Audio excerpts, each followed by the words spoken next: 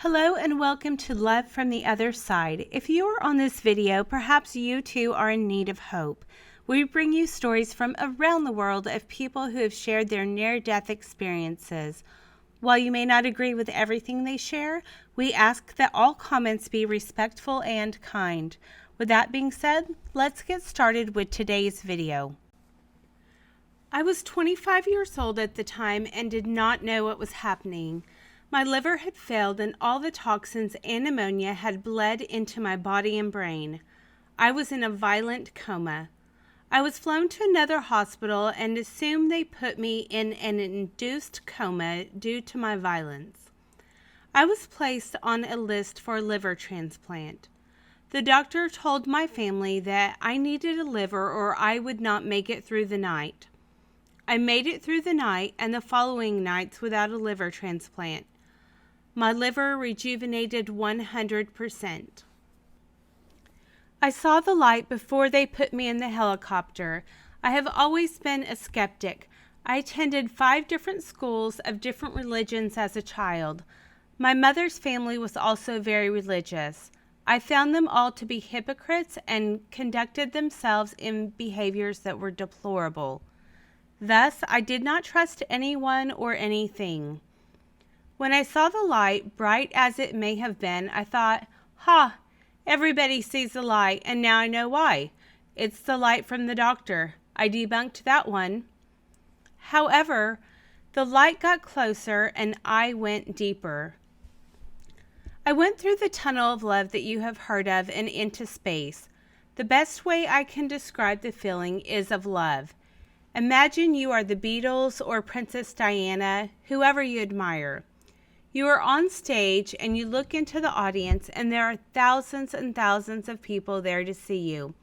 They're holding up signs with your name on it, holding up lighters, shouting your name, yelling to you. Can you imagine how much love you would feel? Now multiply that by 1,000. I had no perception of heaven because I had been told so many various stories. So for me, it was just in space like Neil Armstrong would be, but without a vehicle.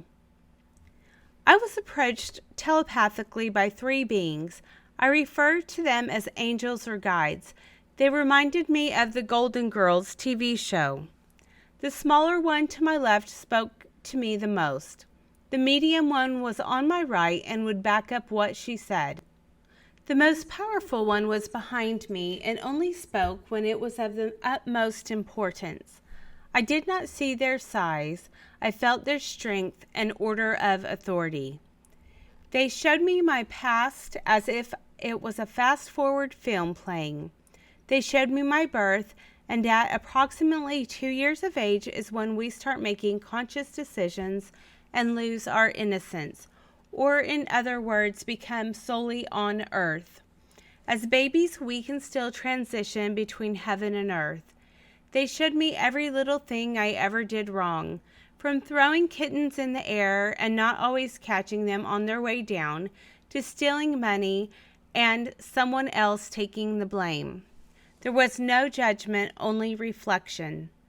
It was my consciousness that made me feel bad for doing all the things I had done.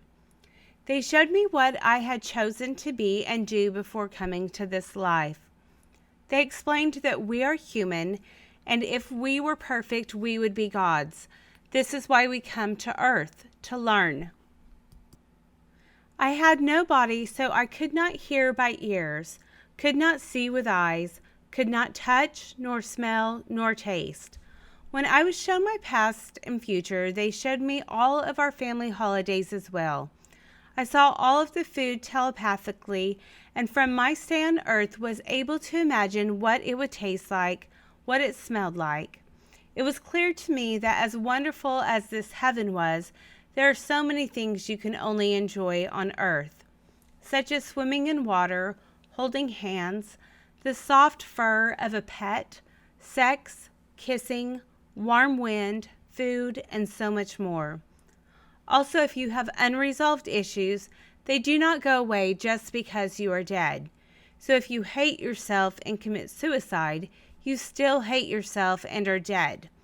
It's really not much different than closing your eyes. Your problems are still there. However, you are able to think more clearly. Your brain is fresh and alleviated of any damage, tiredness, illness, age, etc. They showed me my present, which was my funeral. I had 2 children at the time, 3 and 6 years of age. I saw them at the funeral and they were playing with their cousins, not really comprehending what was going on. They showed me my mother, who was hysterically crying and grieving. I have never seen her like that before. I never thought she loved me from the lack of emotions and emotional support that she displayed during my life. But I saw my children were fine, so I told the guides that I did not need to go back. My children would be fine. Then I was shown the future without me. It was an apartment, and at the end of the hall was a bedroom. We peeked in, and it was fit for a princess. Pink ruffled canopy bedding, toys galore, beautiful clothes and furniture. I said, "See, they are well taken care of." They told me, "No, this is the room for their stepsisters," and showed me 2 little girls. "Your children's room is over there." They opened another door, and there was nothing but a dirty single mattress on the floor. No furniture, no toys, no clothes. It was at that time I told them I must come back and finish raising my kids, and I did. During my visit, I got to ask so many questions. I asked why bad things happen. Why do we have roaches and ants? Why do we have wars? What is up with the Bible? Is Adam and Eve a true story? And how was the earth created? Evolution and the Big Bang Theory, and who is God? I got answers to all of my questions and more. There was no concept of time. You do not have a body. You do not need sleep or food, so there is no measurement of time. You can be in multiple places at multiple times, as easy as it is to be at your computer and talking on the phone. They also showed me a mountain of garbage. When I asked what it was, they told me this is the remains of all the products that I had consumed in my life that I had left behind.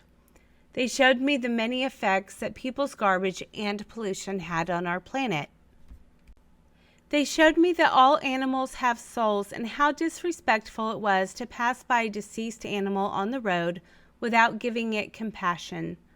I explained that one could get killed attempting such, but they said it was just how our times are. They also said that plants have a soul too. Now this was hard for me to swallow, but since my NDE, I have seen studies where they talk nice to one plant and nasty to a similar one, and one thrives and one dies. There are also plants that have senses and emit odors or react when touched, so I believe it now. I asked how we will survive without eating plants. They said we are expected to eat plants and animals, just that we need to have compassion, respect, and appreciation for them. Gracing our food before eating it is probably the best for now. Plants and animals knowingly sacrifice themselves for food for humans, so be appreciative. I was in a coma for close to a week. When I came back into my body, I remembered my adventure but did not remember that I had kids nor what year it was.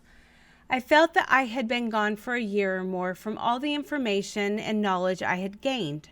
My memory of my kids came back after a few days, and I brushed off my adventure as it must have been just a dream, until the things they showed me in my future came into fruition. Many other things they showed me later I found out to be proven true also. Miraculously, my liver rejuvenated itself 100%. On a sidebar, a liver did arrive as I was recovering. Someone ran into my room and yelled at the doctor, "Do you still need a liver?" And the doctor replied, "No, go to the next one on the list." This procedure was fairly new at the time. It wasn't but a couple hours later, and I'm watching the news in my room at the hospital, and they're talking about a liver had arrived at Tampa General Hospital, and Evel Knievel was on his way for a much-needed liver transplant. So yes, he got my liver. I always thought that because I came back to Earth to finish raising my kids, that when they turned 18, I would die. They are now 24 and 27, with one expecting in November. I don't think we ever finish raising our kids, or at least I hope not. At this time, I am focused on writing my book, opening a local book and metaphysical store, and being a grandmother. Well, that is our experience for today. I'd like to thank you for taking the time to listen. I am still suffering with a little bit of a raspy voice, so I do apologize for that. And due to that, I have cut this experience down just a little bit. If you would like to read her full testimony on her NDE experience, I will put a link to it in the About section of this video. Until next time, God bless. And if you haven't done so yet, we would love to have you subscribe to this new channel and be sure to hit the bell icon. That will let you know when we upload new videos, which we are doing several times per week. Thanks again.